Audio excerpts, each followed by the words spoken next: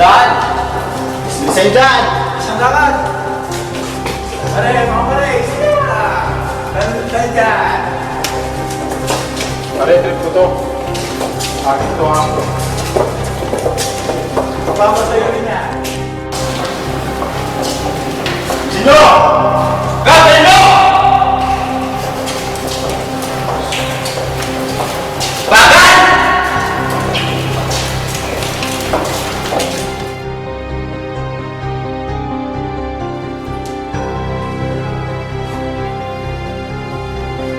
O ano? Kaya niyo pa ba? Ikaw! Ano ba? Kayo! Yes, sir! Ikaw! Kaya ba? May panahon ka ba para matras? Ha?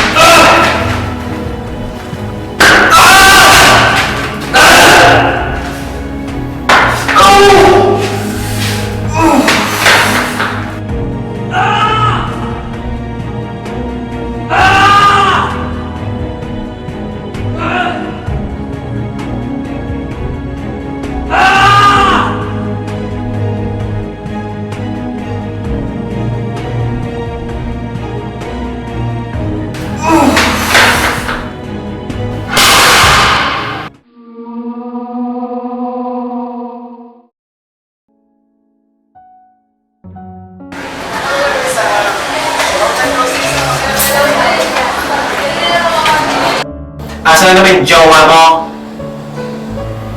Hindi ko nga alam eh. Ang tagal niya. Dati pa ba kaya siya? Ay, malamang may kinakapentero na naman yan. In short, may pinapako. Hindi ganun ang boyfriend ko. Kilala ko si Nero. Baka na-traffic siya. Oo, na-traffic. Traffic. Traffic.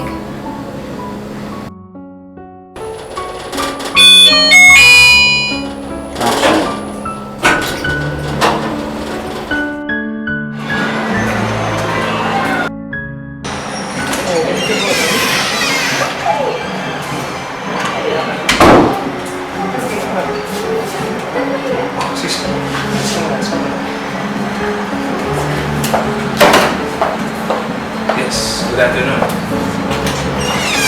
Good afternoon po, sir. Sir! May lipstick pa po kayo sa labi? Oh, sorry. Sa akin lang to ah.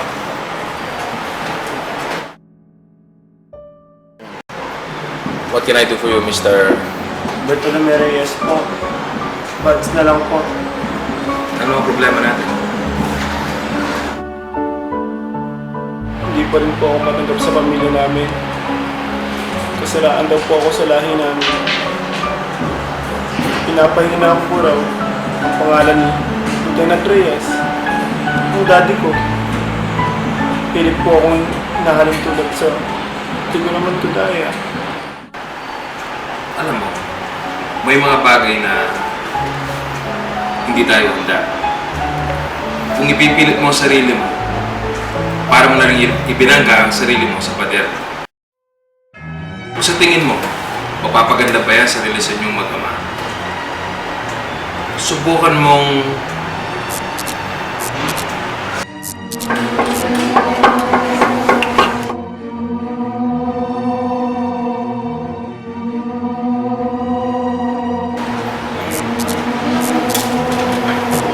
Uy! Paano ka? Uy!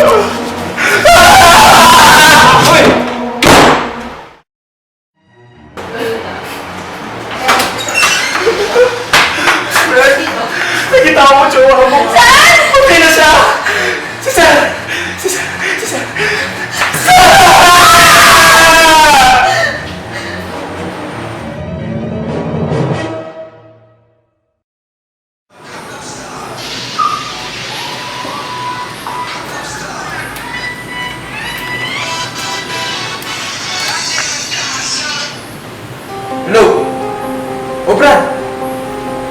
pinapatalawa ko sa inyo.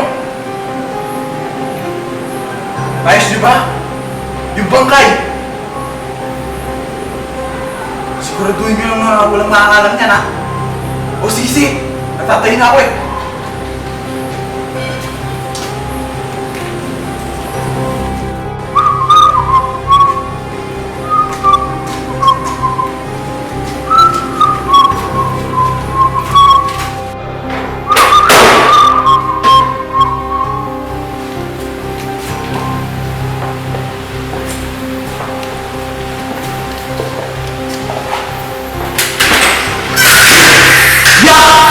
Ano ba yan? Di mo malinis?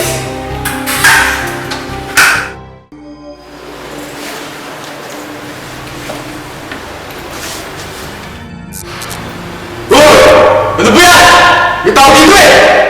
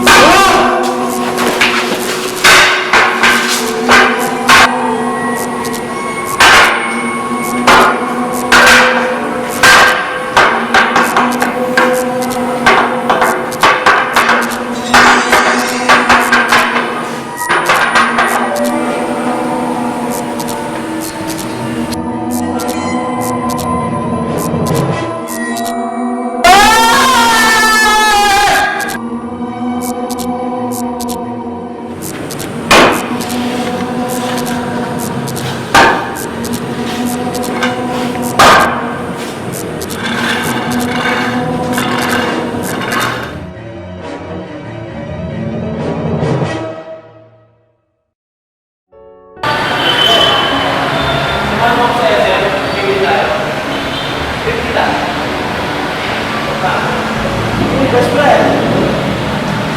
Tasha, hindi ka lang? Ano po, okay, Vance? Hindi ko pala makalimutan yung nangyari kay Sir. Gabi-gabi ko siya napapagalipan. Hindi ko alam bakit nagpaparamdam si Nero. Hindi ko alam paano siya namatay. Gusto kong makita ang boyfriend ko. Gusto ko siya makausap.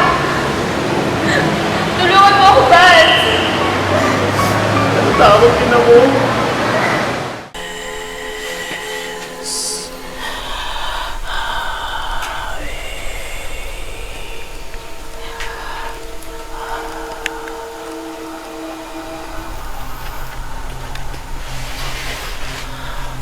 Kailangan nyo.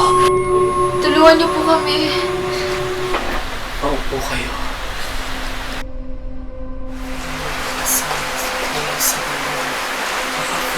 Makases, ditway sa balan. Mapapil, makases, ditway sa balan. Mapapil, makases, ditway sa balan.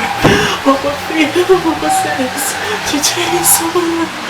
Mapapil, makases, ditway sa balan. Mapapil, makases.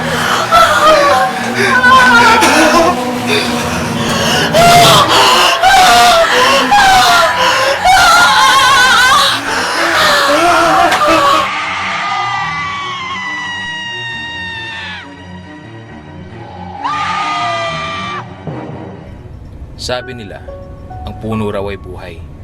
Kung titingnan mo, perpekto. Subalit may mga kahoy din na hindi perpekto. Mayroong mga inaanay na. Punong kahoy na hindi namumunga, nilalamon ng maling sistema sa paligid. Mga punong tikom, pilit na binubulok ang lipunan. Pero bakit ganon? Imbis na mamunga tayo pa ang pilit na kumukupkop sa kaluluhan. Si Nero, biktima ng maling pagkakataon. Biktima ng kapwa kahoy. Natahimik din ang kaluluwa ni Nero. at bubukas ang bagong umaga para kay Natasha.